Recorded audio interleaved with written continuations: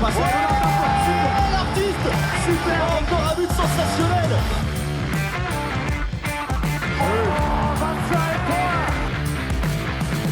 That's a brilliant bit of follow-up play by Mahe. Oh my goodness me, what a shot. Sagosen setter det hen! Han setter den! De i semifinale igjen! The season has started, and now is a perfect time to judge a few of the players that have transferred clubs coming into this 2022-23 season. And as promised in the last podcast, before I fully confirmed with him, but we bring you Rasmus Boysen to speak about the transfers. How are you doing? I'm good, thank you. It wouldn't be the start of the season without having you on, Rasmus. And you're actually joining us, I think, probably the earliest recording we've ever done, planning for 7:15 in the morning. You're on your way to work, which I guess, as a handball player, you haven't done too early in the past, but here you are driving to Skjern with your new job. Tell us a little bit about that. Yeah, that's true. Yeah, of course. First of all, I would like to thank you for the kind words in the latest episode of the podcast. It meant a lot to me. Yes, most of you probably know that I have been struggling with a concussion in the past half a year. Had to stop playing handball, and now I've got a very nice job in my former club, in my childhood club in Skjern. I have built a new house in Fredericia, and that's 1 hour away from Skjern, so I have to drive early in the morning.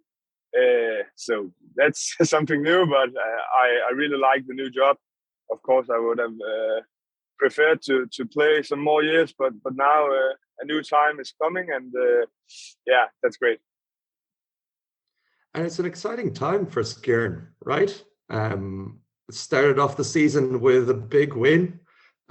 Also some nice transfers in this summer. So is there quite big ambitions for Skjern coming into this season?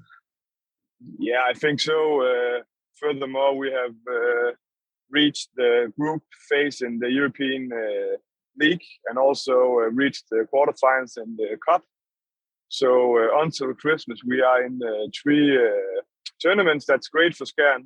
Some times ago that we played a group phase in the European tournaments, and that's very important for the club to show some good handball in Europe. And yeah, we got 2 new players, Simon Holm Pedersen, a Norwegian national player, and Sven Johansson, an Icelandic national player. But first of all, we've managed to keep most of our players. So it's in the beginning of the season, I think it has looked very, very good. Of course, we know that there are a lot of good teams in the Danish league.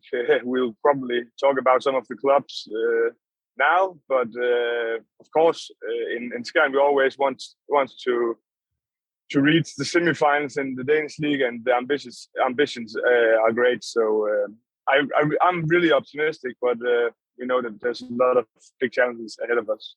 And you have, you mentioned as well when you took on the job with Skjern that you also have the possibility to continue playing if your head and your body allows it at some point. How are you feeling in that sense? Is it I guess maybe not the top priority for you, but your health? How are you feeling now in comparison to the beginning of the summer?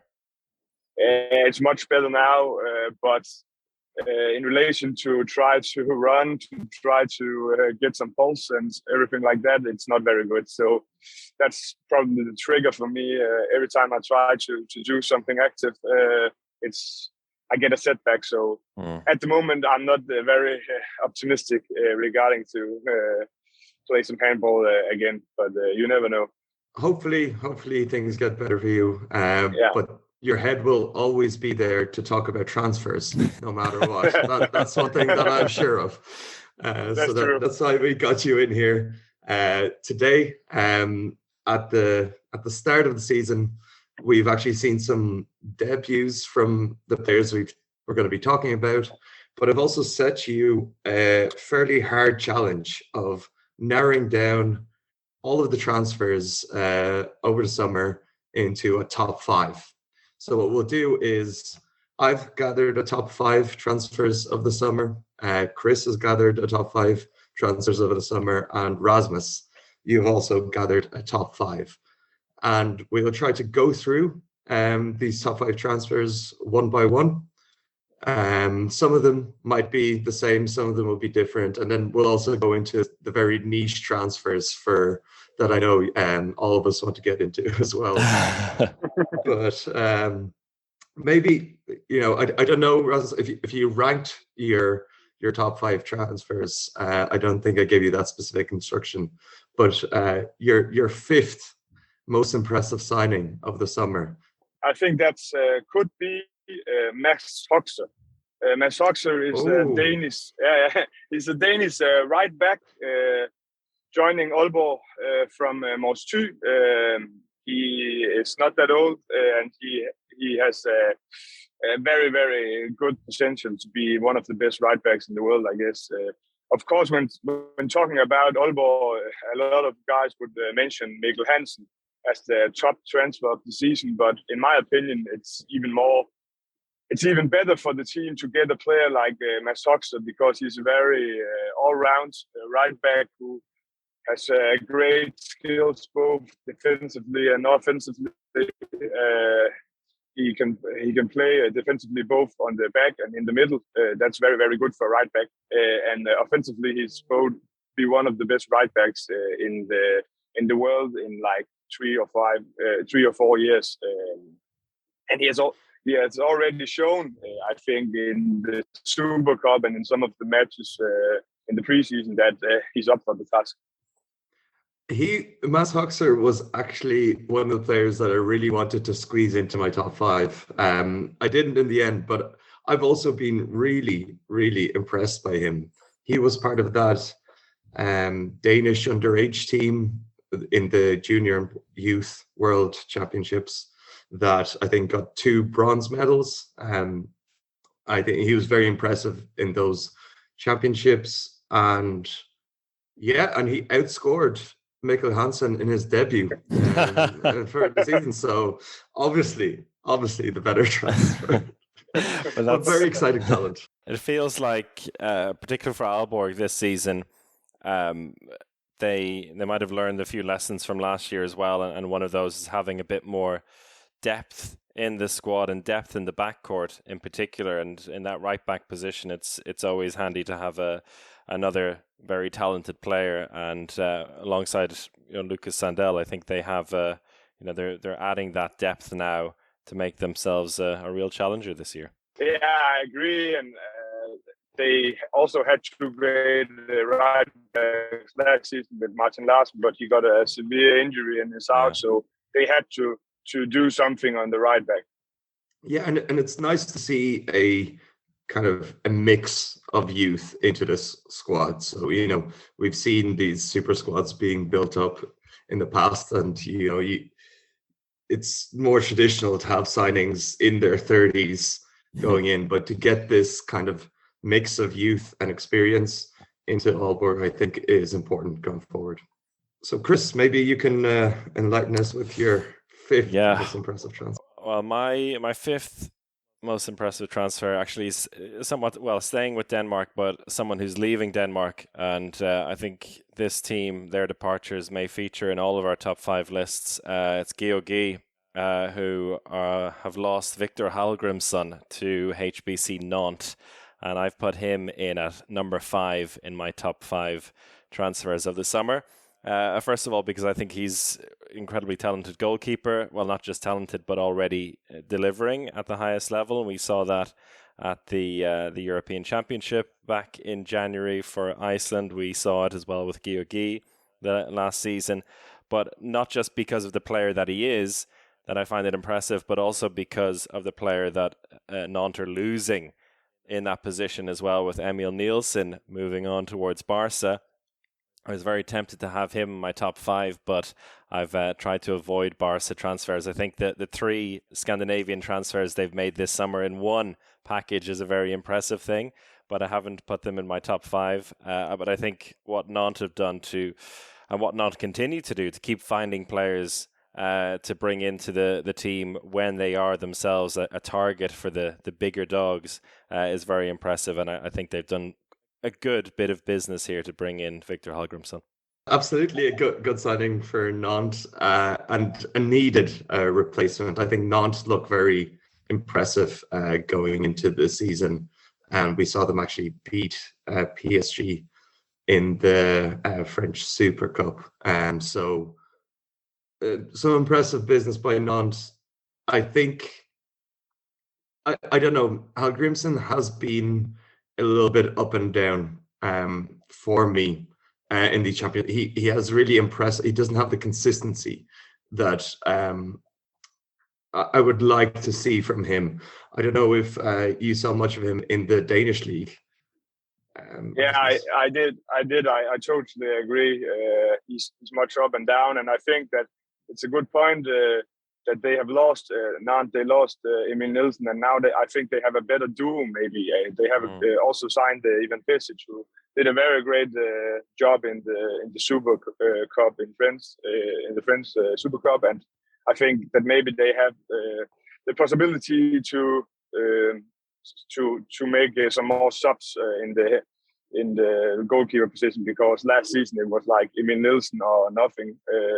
All due respect to Robin, but now they have a better duo, I think. I think with Hallgrimsson, what you're saying there, that with the up and down season, do you think the goalkeeper pairing had anything to do with that?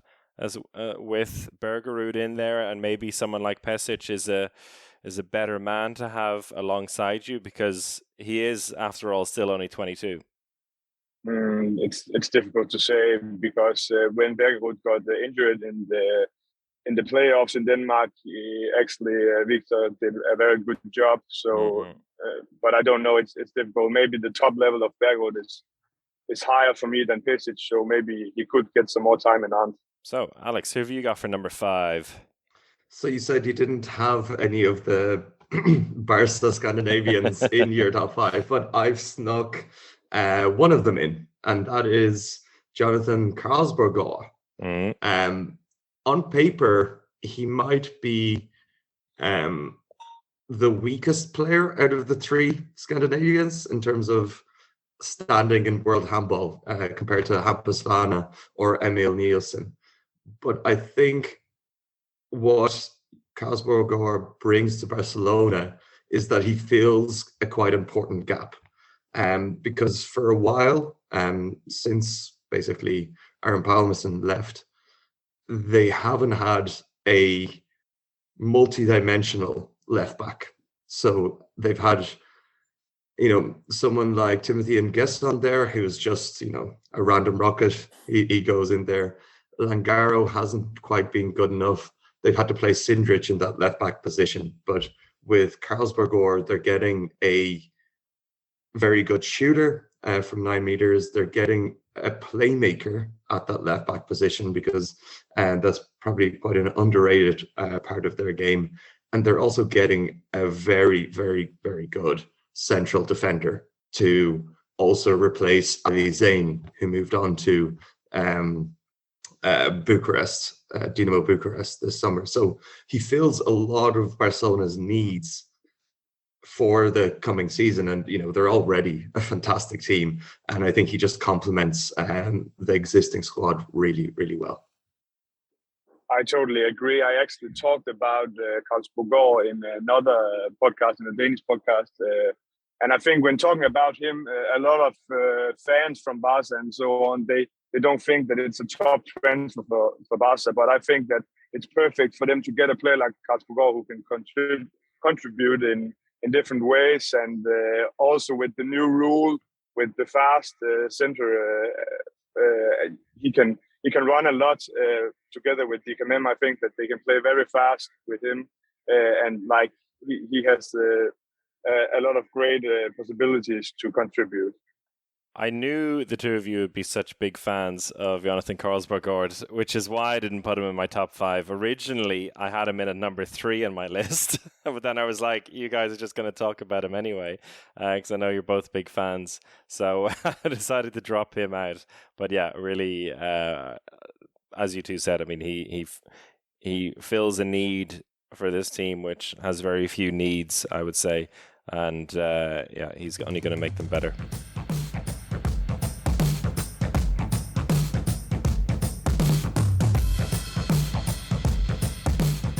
So, we lost Rasmus as he got into some kind of vortex in Skjern as the internet connection disappeared.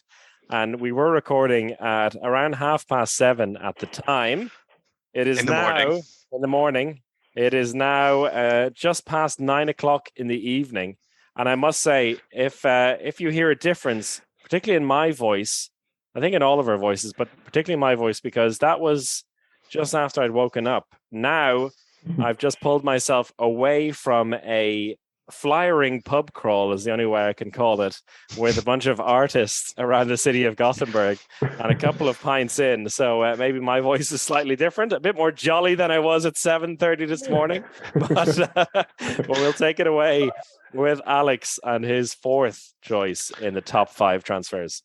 I was actually just about to throw it to Rasmus at the time. So maybe I'll just throw it over there and ask Rasmus, what was your 4th choice in the top transfers?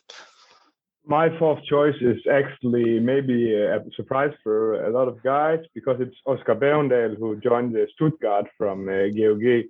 And for me, it's like it's value for money. If Stuttgart had waited 2 or 3 months after the championship, I think that they would not have had a chance to sign a player like Bergendal, because he got the international breakthrough at the championship, was on the all-star team and everything like that. All respect to Stuttgart, but I think if he had waited, he could maybe have joined a bigger club in Germany or maybe in France. So I know that Stuttgart has great ambitions and they have a great team, but I think Oscar Bergendal has showed that he's especially defensively is one of the best players in Europe. So for me, I think it's a very, very good signing for Stuttgart. And how big of an impact do you think will he have for Stuttgart? Do you think he'll kind of drastically change their ambition for the year? Is he good enough to do that? Yeah, I don't know, because of course it's a totally different league. He's been used to Denmark, also to international matches, of course, but still it's something else in the Bundesliga. And I think we see a lot of times that very, very good players join the Bundesliga and they need maybe half a year or something like that to get used to the boss and get used to the hard and physical game playing style, and I think that Oscar Bergendal also need that. So of course it's difficult to see Stuttgart go up for the European spots and something like that. But I think when he gets some time, I think the impact would be very, very big. Yeah, and it's exactly what you said. It's the value for money and their timing in this, because it was. I remember the European Championship in January. It was a lot of like, oh, this guy is a real breakthrough. Sweden had this problem position at the beginning of the championship in the line and the center block. And then all of a sudden he came in and he was fantastic. And I think for me, that game against Norway, which was kind of like a quarter final, was a real standout game to show that he really did belong at that level. And then people were wondering, okay, this guy's going to be signed by a big club next season, but no, he's already gone. He's going to Stuttgart next season, and I think that's a really good choice, and one of my kind of outside picks as well. But I didn't want to have 3 players leaving GOG to be in my top 5. So what was your 4th pick then, Chris? It was mostly, the reason behind this is mostly so I can hear Rasmus talk about him, Yahia Eldara, because he's a former teammate of yours, right, Rasmus? That's true, yeah. Yeah. And he's moved from Zamalek to Vesprem, and he is a player who, I mean, he's just been really. I mean, you spoke. Are you going to keep him as your number 4, Alex? for the No. You continue with him. Yours? Okay, he's a player who he's a player in the last couple of years with Egypt's not emergence, but kind of stepping up to the top level of world handball has been really on everybody's lips, and it was a matter of when and not if he moved back to Europe. And I'm really interested to hear from you, Rasmus, about his first experience being in Europe, because he's moved to Veszprém now and joined Yahya Omar in this incredible team. Whether he's the man alone who's going to bring them to the next level, it's hard to say. Time will tell, but they seem to have made some smart signings this summer, and he's one that stands out for me. But what was your experience of playing alongside him? Yeah, it's a long story. Yaya, as we called him in Ribesberg, is a very, very good guy. He's a very good friend of mine. We lived almost next to each other. It was his first experience in Europe, and it's also his first experience away from his dad and mom. So, of course, it was something totally new for him. It was another culture, and he had some problems with his shoulder at the time, but we could see in the beginning that this guy was something special. His physics is insane, and he has an amazing shot, and he's very, very dedicated. And as you said, he was sure, and he wanted to stay in Europe, but there were some rules regarding the state in Egypt, a long story, but he had to go home after only 1 year, and that was very sad, I think. But the potential was there, all the time. He had some amazing matches. I remember a match against GOG where he did everything what he wanted and scored 10 goals. But it was a difficult time for him in Europe. I think that he has learned a lot from it. It was maybe not the best club to come to. It was a pretty chaotic time in Ribesberg at the time. I think he has learned a lot from it, and he has really, really developed both on the Zamalek team and, of course, for the national team. And he has shown that he has done great. I'm very, very curious how it will be for him in Veszprém. It's a huge club with great ambitions. I think it's great for him that there's already an Egyptian player, but his English is brilliant, and he has been in an international school in Cairo. So, I think he's pretty European in his mentality. So I think it will be very easy for him to be integrated in the Veszprém team. Nice. Yeah, because I think that was a worry. I didn't know exactly the reason why he only stayed for such a short period before. But I think from my side, it was a worry, how easily he would settle.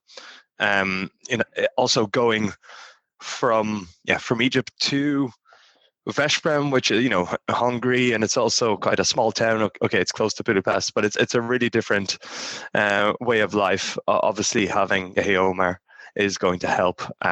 But I still think the jury's out how quickly he's going to settle into European handball. But I did have him on the edge of my top 5 as well. So I think it's going to be exciting. And he does fill a position of need, I think, for Veszprém from my side.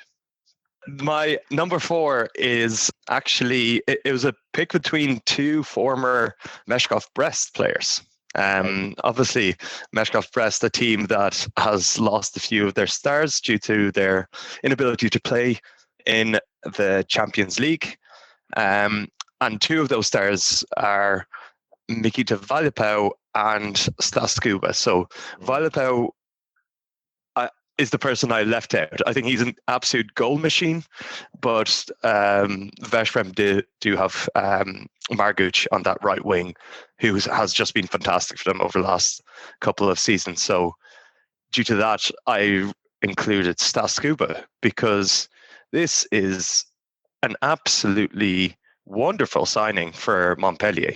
And really, he can run that team. And if he's given the keys, I don't think we saw the best of Stas Kuba in the last season with Meshkov Brest. It seemed like he was ready to go. Then, of course, we had this weird merry-go-round with him initially signing for Kielce, and then being bought out by Montpellier. That's a very classic Berta Servas trick to get a few quick bucks, maybe. And of course, within all of that, I don't want to speculate, but around the same time when Stade Scuba went from Meshkov Brest to Kielce to Montpellier, there was the very strong rumors that Luke Steins would sign for Kielce. And I do wonder if our good friend Berta Servas thought that, okay, we got Stade Scuba, but we've got another smaller and better playmaker on the way, so let's get rid of him. But I think huge for Montpellier. We've seen that if you give a team to Stade Scuba, he can really make them motor. So I'm really excited to see what he can do with that Montpellier team. Yeah, I agree that Stade Scuba is an amazing player, but I think that the price tag and value for money for me made it clear that he could not be in my top 5. But totally agree. I think that he will have a big impact in the Montpellier team. I think that already last season we saw a Montpellier team playing very fast and great and modern handball, and I think that Stade Scuba will fit very good into that. Diego Simonet and Willy Monet play that type of handball just like Stade Scuba, so I think that the type is very good. But as I said, the price tag and maybe also the age of Stade Scuba made it clear to me that I don't think he'll fit in my top 5.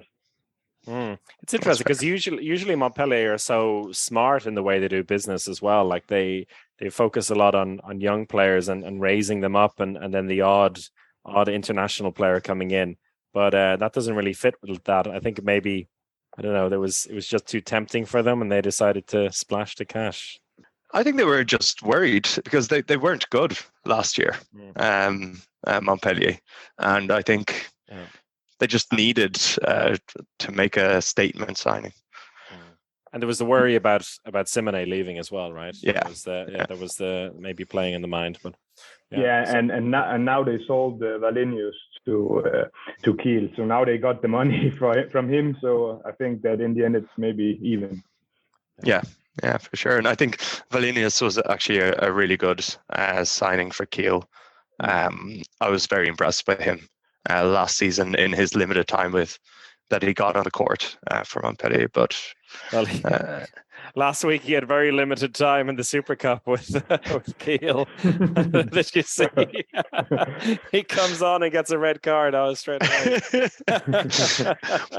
But I think didn't he get one of our random rocket awards? I think he's just a very he's just a wild player for now. I think he needs to control that wildness.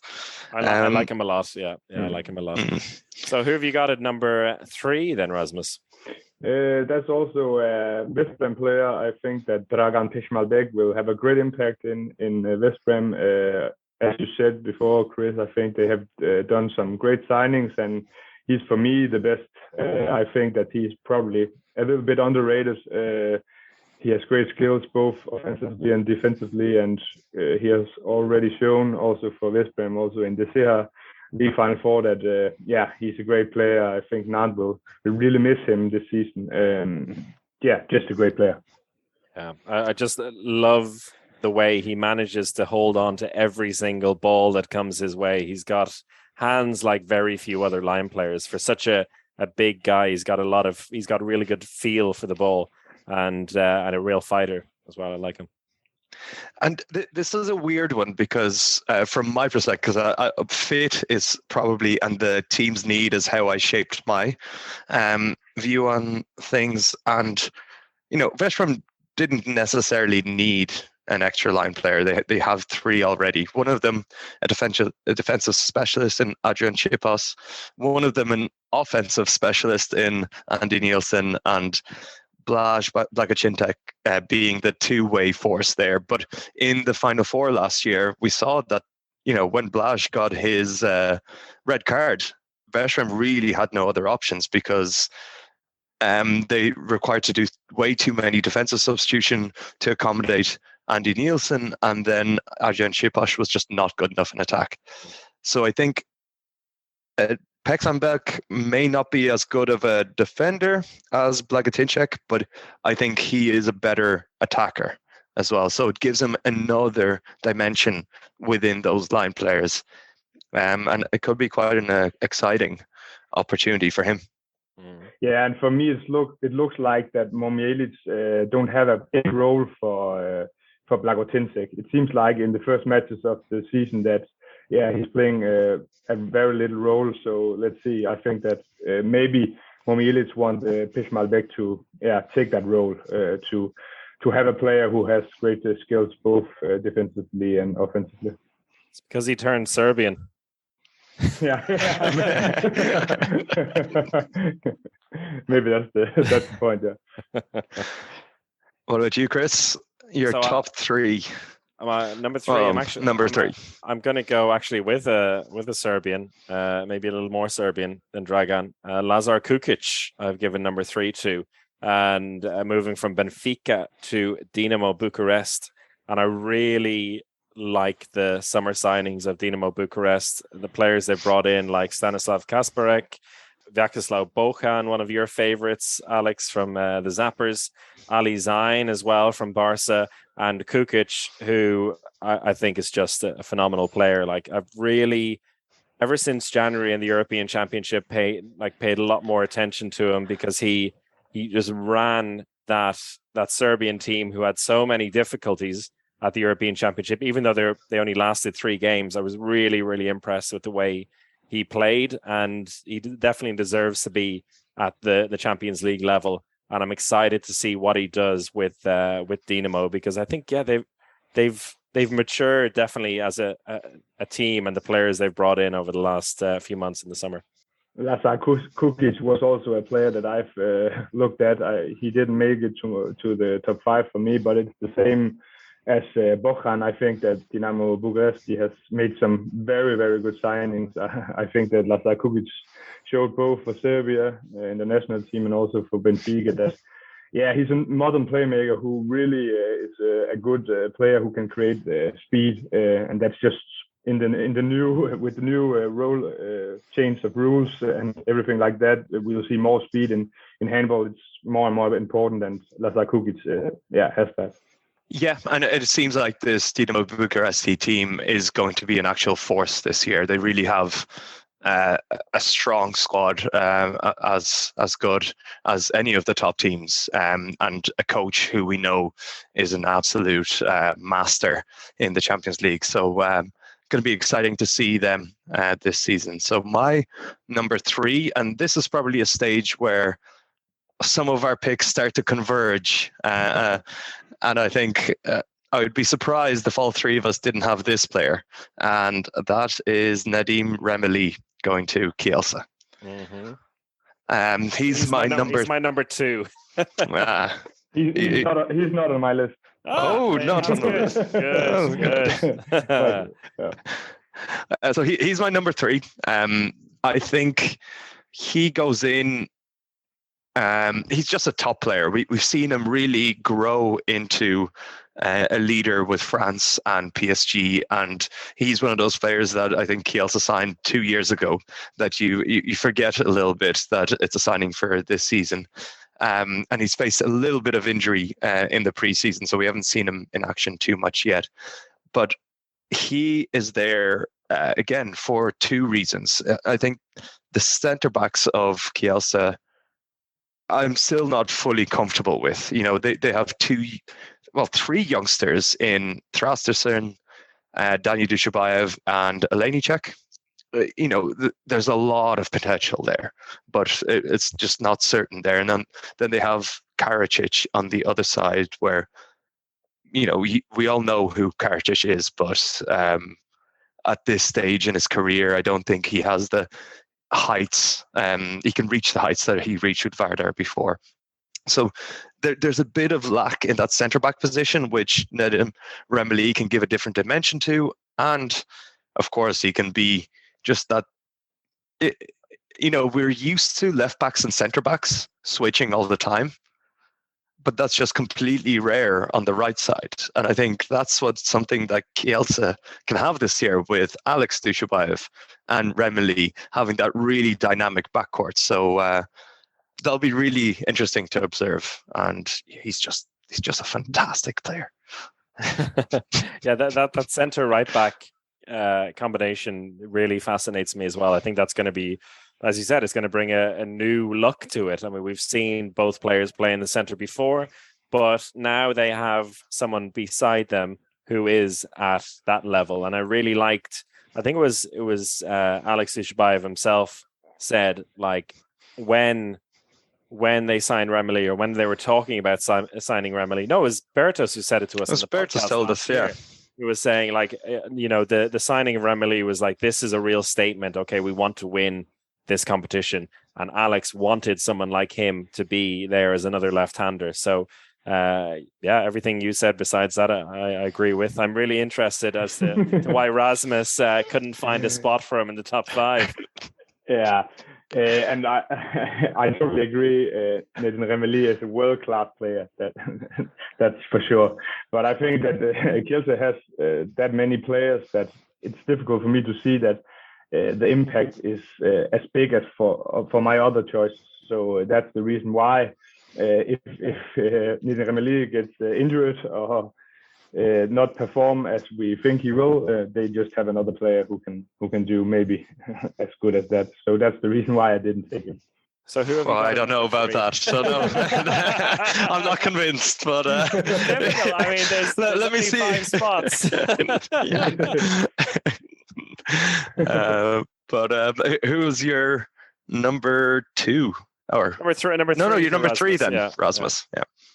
I already took my number 3. That was Dragan Tekmalbech. But I can take my number 2. That's Erik Johansson, who signed with THW Kiel. I think already he's shown his potential also for the Swedish national team, but also in the first couple of matches for Kiel. I think when Kiel got the severe injury for Sander Sargussen, it was a very, very good signing for them to get Erik Johansson already now. And he's just a potential world-class left back, of course. So I think that he's a leader. He showed that in Elverum, and now he already shown it in Kiel. I think the impact for him will be very, very big this season.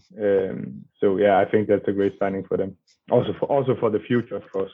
Yeah, I think there's they've really leaned in on the youth on that left back position with Johansson and Valenius, and I think one of them is going to be a star at least. And I always remember that photo of Erik Johansson after the match against it was a Champions League match where they got a big win against a big team, but I can't remember exactly what it was. Szeged away?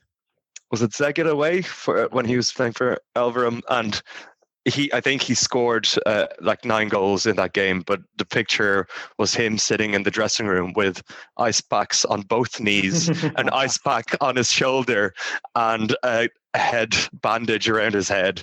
And this is what it takes to be a top handball player. So I've full confidence that he has no fear to become an absolute star. It's just a really interesting approach from Kiel this season. I spoke to Merle Schach a little bit about it before the Super Cup last week when I was doing the commentary on that, and she was saying, don't be surprised when you see Nikola Bilic starting in the centre, because there's a whole new approach that Kiel have been working on in the lead up to this season and before this season, but they were going to implement now. And whereas only 2 players in the backcourt were going to have set roles as like specialists in their position. As Miha Zarabets in the centre and Harold Reinkind in the right back position. Every other player in that team in the backcourt have to be ready to play left, centre, right back, wherever you're needed at a given time. And, you could look at it without knowing that information. You could look at the signings of Johansson and Valenius and think, okay, Bilic has just been thrown away on the side here, or they just don't trust him anymore. But it's actually the complete opposite. And it looks now that, as you said, they're investing so much in that left-hand side in those 2 to be able to lead the team in those positions, because the likes of Bilic and Duvniak will be doing a lot more in other positions. So I'm really I mean, he's completely fearless. We saw that in the Super Cup as well, playing against Magdeburg. He's happy to take half a step and shoot every time, and that's a good attribute to have when you have an arm like his. And as long as he doesn't overdo it, I think he'll be just fine. Number 2 was pretty high, though, Rasmus. So that's pretty high. Yeah, and that's fair, I think. So I had Remeli as number 2. We spoke about him already. So who was yours, Alex? My number 2 is probably the player that both of you have as number 1. I believe, which means that both of you have left out my number 1 out of your top 5. I'm going to guess here, but my number 2 is Matthias Giesel, and I put him number 2. I presume there's 2 number 1s that match that. For me, yes. True that, yeah. Yeah. Go on then. Tell us why we picked him at number 1, Alex. Or maybe more importantly, why he's number 2 for you. No, I'll let you. Both of you picked him as number 1. So why was he your number 1? On Rasmus. Yeah, for me it's pretty obvious. He's a player that every club in the world wanted to add, and then Füchse Berlin, who is of course a great and big club in the Bundesliga, but not as the greatest club, and won't play in the Champions League next season. They had convinced him to come to the German capital, and I think that for them it's like the same as you said with Nedim Remeli in the Champions League for Kielce, that it's the statement that they want to win the Bundesliga. Maybe not this season, but in the future. And I think that Matthias Giesel is a great signing in order to do that in the future. We heard from Stefan Kretschmar when he was on the podcast during the Euro about like the journey of getting him, which was really interesting in itself. But Füchse Berlin, in their summer signings, they've been pretty like careful as well. So it's not like they're doing any big overhaul. Like the players they brought in, Max Dyer as well on the line, who I think is fantastic, and Viktor Kiriev in goal alongside Giesel. It's like they're just implementing, the missing pieces into the squad that they believe is just about ready to go. And we spoke about him so much in the last year, like as our player of the year last year, and the big arguments around that. And maybe that's why he's not your number 1, Alex. It's just like a residual feeling on that. But for me, the only question mark I have is whether like his body will deal with the Bundesliga, and I'm sure he'll be fine. But he's come back pretty quickly after that injury back in January, like playing in the Danish league finals. I'm sure they have something in mind to keep him looked after a while, particularly after what happened in the first league game where he got absolutely molested with 2 red cards against players on fouls with him. So they have to take care of him, and they have to help him grow up a little bit in terms of physicality. But what a player, what a signing for them. It had to be my number 1. I talked to him after that match, and he wrote to me that he thinks that his career in Germany will be very, very short after that. Oh gosh. Yeah, that's some start. Okay, so I'll give you the reason why he's not my number 1. But I fully agree with both of you. It's an incredible signing.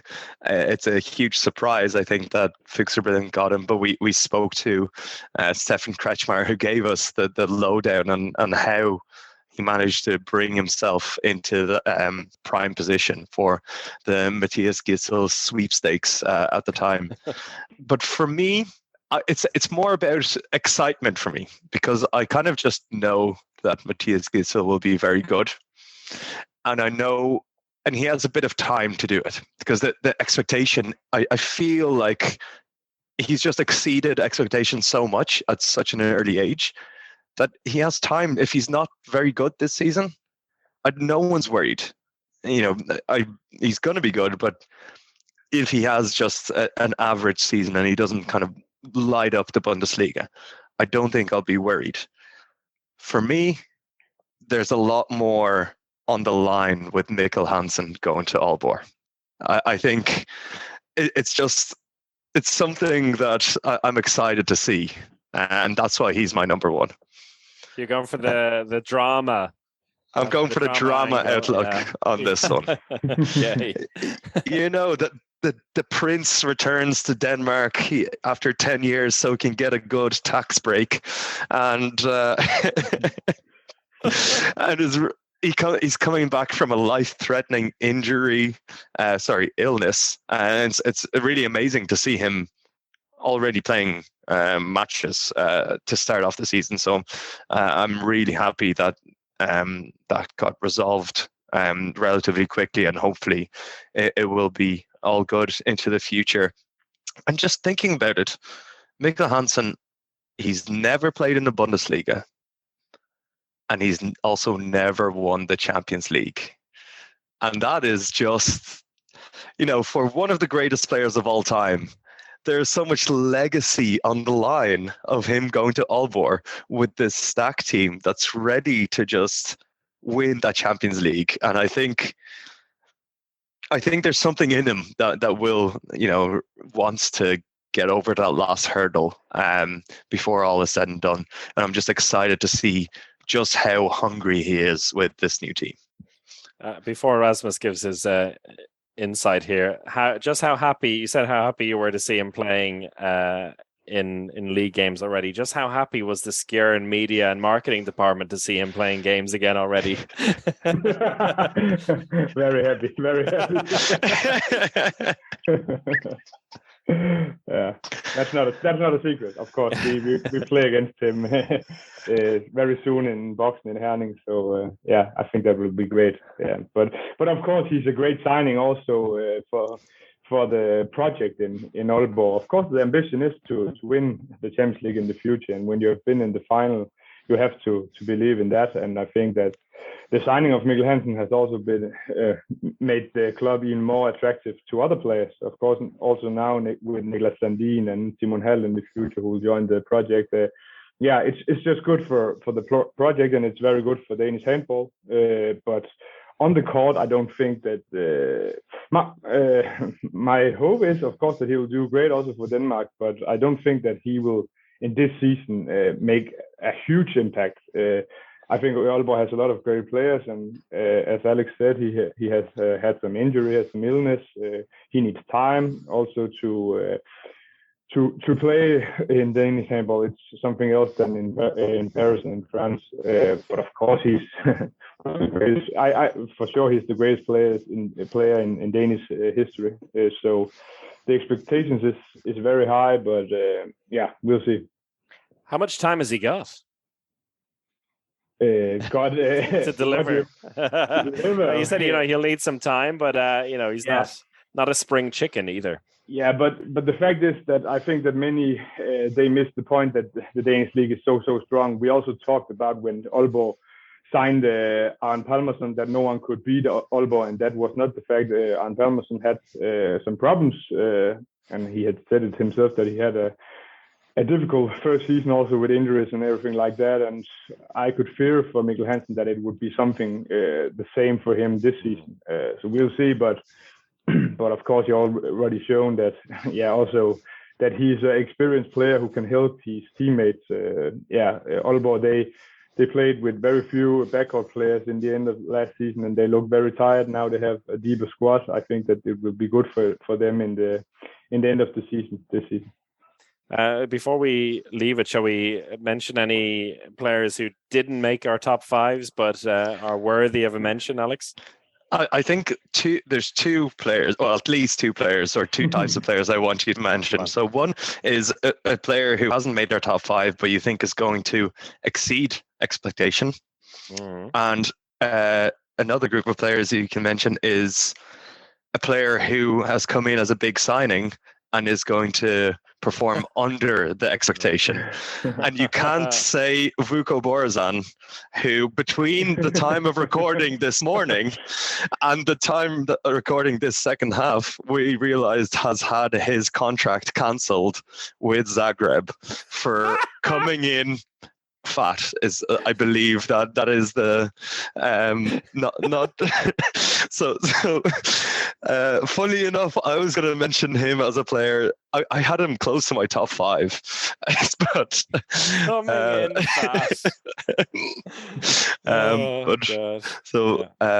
Vuko Borzan is not going to be a player who's going to underperform. He's already done that. Okay. So we can start with some of the players who you think are going to overperform. Any thoughts on that, Rasmus?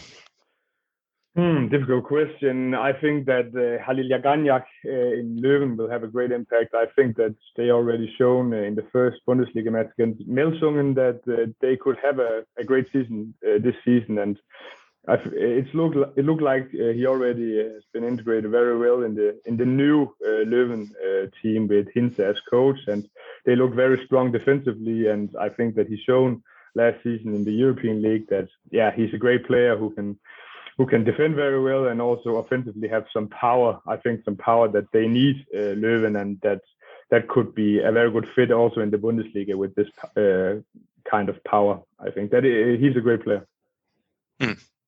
Absolutely. Any thoughts, Chris? For me, 2 players stand out. One is Nicola Portner, because I think he's already gone above expectations in the first 2 games of the year for Magdeburg. He's gone straight in as the number 1 goalkeeper, and in both games looked really good, particularly in the Bundesliga game where he was batting away balls like nobody's business. It's a different test for him. He's a player I think that people have been waiting for to hit top level, and this could be the perfect move for him. And Zoltan Zita from Płock to Szeged, I think, is a really interesting one as well. He's a player who has been, I think, on a lot of people's radars for a while, and Szeged could be the perfect team for him to show what he's made of at the top level. From my side, I think Dominic Mate is a player that he doesn't quite reach that top 5, but he has the talent to be a top 5 signing of the summer. And I think he's coming back from an injury, so I think that has dampened some of the excitement. But him going to PSG and actually being a real marquee signing, he is the Remili replacement. It's a really big signing for them, and he has huge talent. We just have to see if he can kind of come out from that injury and continue improving. And then, another player for me is Jorge Maqueda, who could be very crucial for Nantes. Again, he was very close to my top 5. I don't think we've seen the best of Maqueda over the last while and in Veszprém, but taking on a bigger role in Nantes, I think will be very good for him. Now to the more exciting part. It's a good place for Nantes is a good place for aging right backs. So no reason why that can't be the same. But now to the more exciting part, and a player who's going to underperform as a big signing that's coming. Any thoughts? That's difficult because I haven't prepared that. So you guys can start. I'll give you some time to think, Rasmus. A player. This could go 2 ways, but I think it'll go downwards for him. A signing on paper, which I think is really exciting, but just won't work out, mostly because of the club he's going to. Denis Malasinskas from Leon to Melsungen. That screams like a disaster to me. He's 36 years old. He's done all he needs to do to prove himself, and now he's going where the money is. Fair play to him, but I could just see him disappearing into a black hole and end up playing for the second team in the third Bundesliga. For me, another Melsungen player.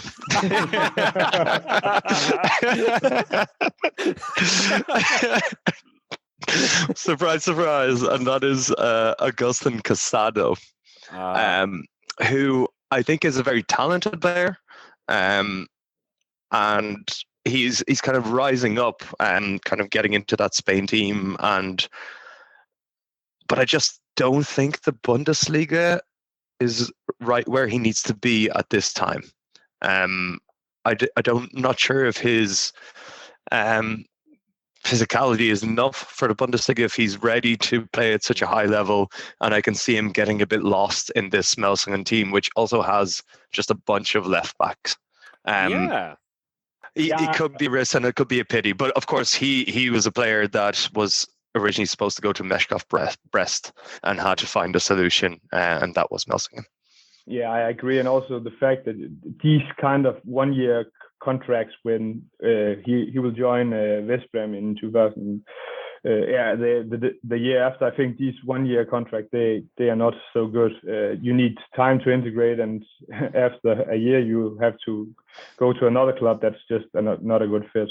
I thought about a player who Chris Riley already mentioned, Stanislav Kasparek. I don't see him on the top level with the great ambitions in Dynamo Bucharest. I don't see him as a first pick on the right back. I had great expectations after the Euros in 2018, I think it was, and he played great for Czech Republic. But now it seems like in Szeged he couldn't fit in Meshkov Brest. I know it was difficult due to many factors, but I don't see him as a top player. That's fair. I think he's a name that sounds interesting, but when I think of it, I'm not sure I've actually seen him play in the last 4 years. He's always injured or just not in the team. But yeah, that's a fair one. Any other Melsungen players you want to bring up there, Alex? Hey, I'm excited for Melsungen, and I'm also excited that they lost by 13 goals in their first game. But no, let's not dig in on Melsungen. We'll save that for the hopes. Bundesliga. We'll save that for the Bundesliga chat in a couple of weeks. Yeah. Yeah, exactly. All right. Should we leave it there? I think so.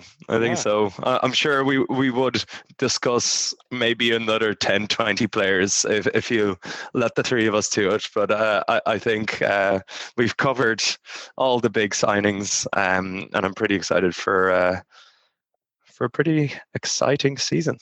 Yes, good stuff, Rasmus. Thanks a lot for joining us both early in the morning and late at night. We'll have you on again soon, I hope. Yeah. Thank you, guys. Thank you to Rasmus. Really fun chat to get the season started with some of the top transfers. The leagues have started.